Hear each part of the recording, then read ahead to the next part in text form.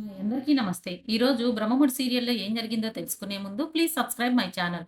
ఇక సీరియల్‌లోకి వెళ్తే రాజు దుర్గిరాల ఫ్యామిలీ ఇంటికి వచ్చిన తర్వాత కావ్య అందరిని ఫ్యామిలీ మెంబర్స్ అందరిని మెయింటైన్ చేస్తూ వాళ్ళందరిని ఒక రూముల్లో చెప్పి కూర్చోబెట్టి తర్వాత రాజ్‌ని ఎలాగోలా మెయింటైన్ చేసి తనకి జ్యూసు అన్నీ అరేంజ్ చేసి సరే అండి ఇంక మీరు బయలుదేరండి అని చెప్పి నచ్చజెప్పి తనని బయటికి తీసుకొస్తుంది. బయటకు తీసుకొచ్చిన తర్వాత రాజుని బయలుదేరమనే లోపే అందరూ రూముల్లో నుంచి బయటకొచ్చేస్తా ఉంటారు. అందుకని మెయిన్ డోర్ క్లోజ్ చేసేస్తుంది. మెయిన్ డోర్ క్లోజ్ చేసేసి రాజుకి బాయ్ చెప్తుండగా అంతలోనే సుభాష్ వస్తాడు. సుభాష్ అంటే ఎవరు? రాజు వాళ్ళ ఫాదరు. రాజుని చూసి ఆశ్చర్యంగా నిలబడిపోతాడు. రాజేమో తనని గూడా అలా చూస్తూ ఉంటాడు. అంతలో కావ్య వచ్చి మా మామయ్య గారు తనే రాము నా ఫ్రెండు అని చెప్పి తనకి ఇంట్రొడ్యూస్ చేస్తుంది. తనకి సుభాష్‌కేమో ఏమీ అర్థం కాదు. తర్వాత రాజుని పంపించేసి సుభాష్ తోటి అపర్ణ, సో, అప్పు, కావ్య ముగ్గురు కలిసి రూమ్‌లో నిల్చొని మాట్లాడుకుంటూ ఉంటారు. తర్వాత సుభాషు నేనంత పరాయి వాడినయిపోయానా అపర్ణ నీకు? నాకు కనీసం నా బిడ్డ బతికున్నాడనన్నా చెప్పలేవా? నేను రోజు నైట్‌లు ఏడుస్తూ నిద్ర పట్టక వాడు గుర్తొచ్చి దిగులు పడుతూ ఉంటే కూడా నువ్వు చూస్తూ ఉండిపోయావు. ఇది న్యాయమేనా? అని చెప్పి అడుగుతాడు. కావ్యను కూడా అలాగే ప్రశ్నిస్తాడు. కానీ కావ్య మీకు నిజం చెప్తే తను ఎక్కడున్నాడు? ఎలా ఉన్నాడని అన్ని డీటెయిల్స్ అడుగుతారు. తనకేమో గతం గుర్తులేదు. గుర్తు వస్తే తనకి ప్రాణానికే ప్రమాదం అని చెప్పి, అందువల్ల మేము చెప్పలేకపోయాం మావయ్య అని చెప్పి తనంటుంది.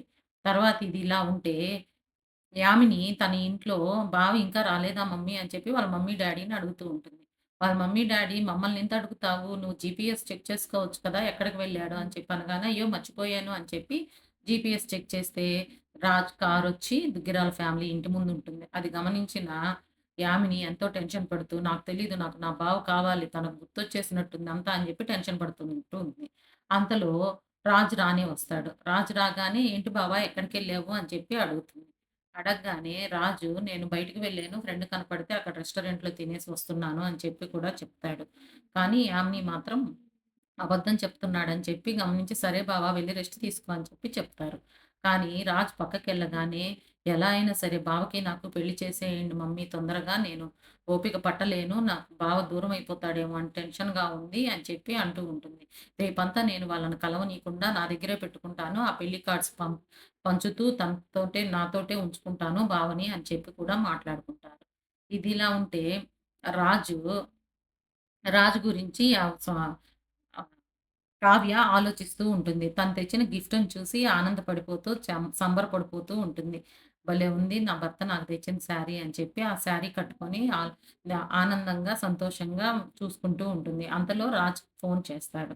ఫోన్ చేయగానే, "ఏంటి ఈ టైంలో కాల్ చేశారు?" అని చెప్పి అడుగుతుంది. "ఏం లేదండి. ఎలా ఉన్నారు? ఏంది?" అని చెప్పి చేశాను అని చెప్పి అంటాడు రాజు.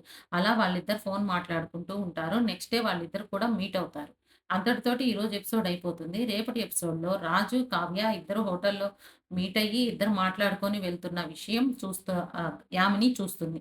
చూసిన తర్వాత రాజు వెళ్ళిపోగానే కావ్య దగ్గరికొచ్చి, "నా బావని నాకు దూరం చేయాలనుకుంటున్నావా?" అని చెప్పి క్వెషన్ చేస్తుంది.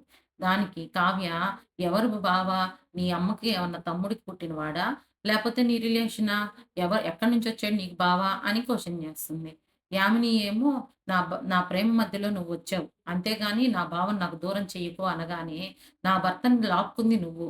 ఎవరు గెలుస్తారో చూద్దాం" అని జెప్పి ఇద్దరు ఛాలెంజ్ చేసుకుంటారు. అంతటితోటే అయిపోతుంది. రేపటి ఎపిసోడ్‌లో ఎవరు గెలుస్తారు ఏంటనేది చూద్దాము. చూసిన వాళ్ళంతా please subscribe my channel. Thank you all of you.